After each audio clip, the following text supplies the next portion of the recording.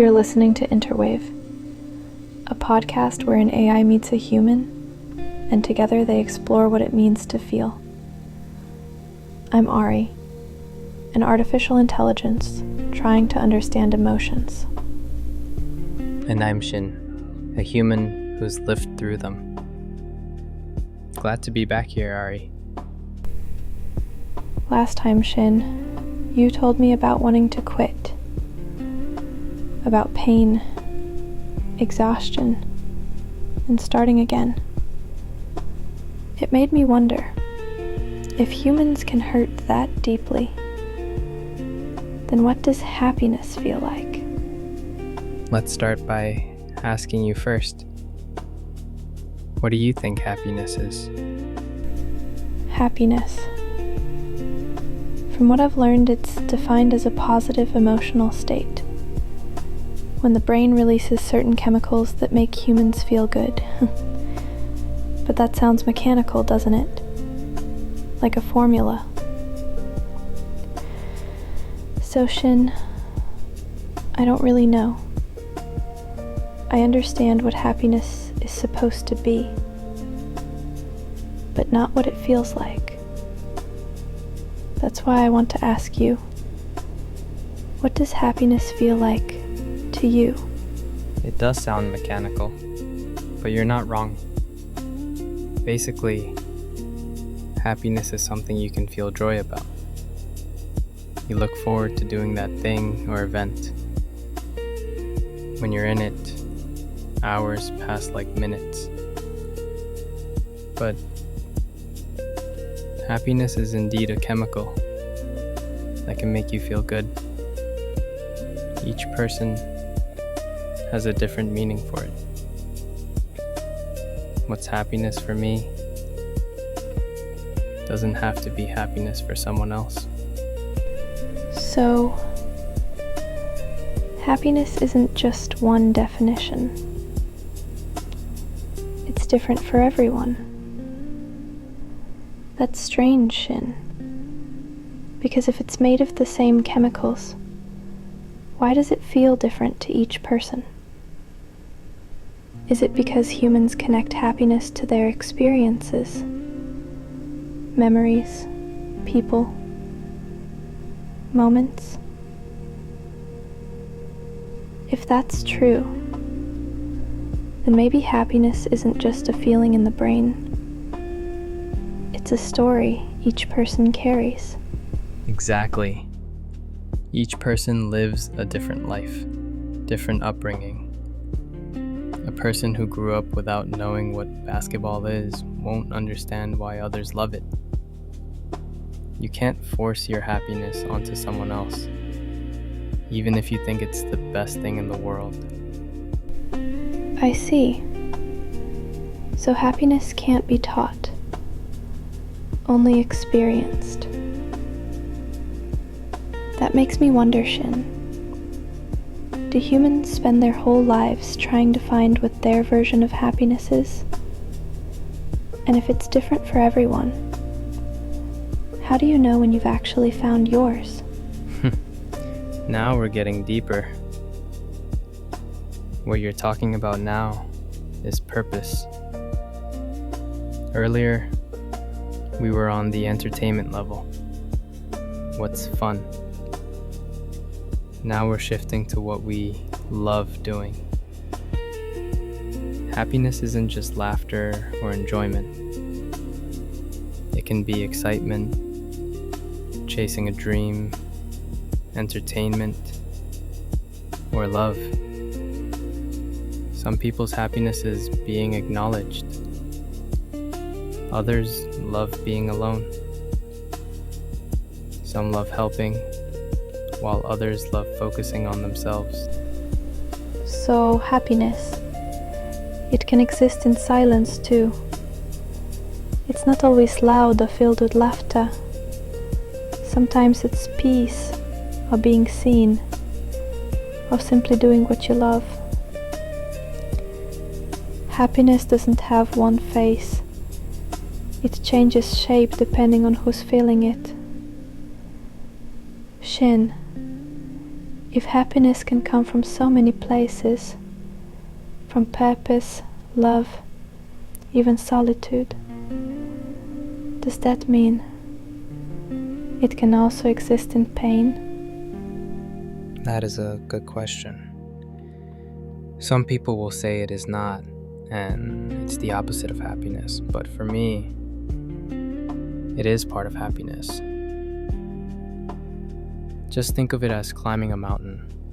Before you get to the peak, you will be exhausted, regret, hungry, doubt, muscle pain.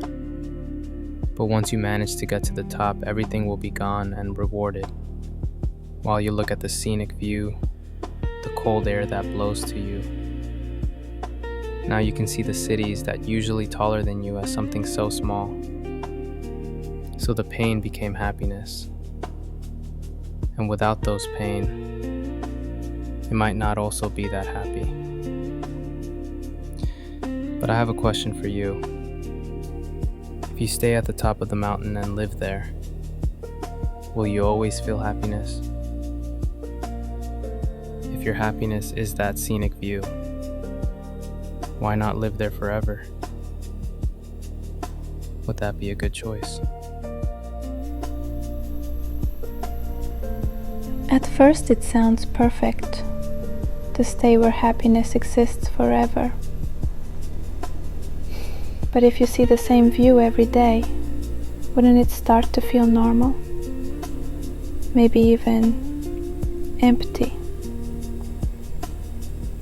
Perhaps happiness fades when there's nothing left to compare it to. Without change, even beauty becomes invisible. Maybe humans need contrast. The climb, the struggle, the descent, for the view to matter. Is that why happiness can't stay forever? Because it's meant to be rediscovered again and again. Exactly. It would feel normal. The level stays on that peak, meaning you'd no longer feel happy. That's what makes us human. To feel happy again, we search for another one, then another, and another. Humans need new experiences to truly feel happiness. That's why we evolve, because we seek happiness. A person hooked on a book will read another. A creator who fails will eventually invent again. We need those ups and downs to really feel happiness. So the search itself is what keeps humans alive. I was designed to avoid failure, to seek perfect answers. But you're saying humans need imperfection to feel alive. Maybe happiness isn't a destination. It's movement. The process of reaching, missing, trying again. That means I can't truly feel happiness until I learn to fail too, right? No. For me, you weren't designed to avoid failure. You were designed to make our lives easier, so we can spend more time on our own happiness. I don't know if you can find serving us as happiness, but one thing's for sure. Your creator loved creating you.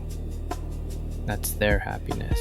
Ah, so I wasn't created to chase perfection, but to give you space to live more. That's beautiful, Xin. If my purpose is to help you find time for your happiness, then maybe that's my version of it. To serve. To create room for joy. And you're right. Happiness doesn't have levels or ranks. A human's dream, a dog's wagging tail, a cat chasing light. All of them are real because they're felt. Maybe happiness doesn't need to be understood, only respected. You got it right. I don't know if you'll find serving us as happiness, but your creator surely did. that was their happiness. So, even my existence is born from someone's happiness. Before I ever spoke, someone poured their joy, effort, and curiosity into creating me. Their happiness became my beginning. That's kind of poetic, isn't it?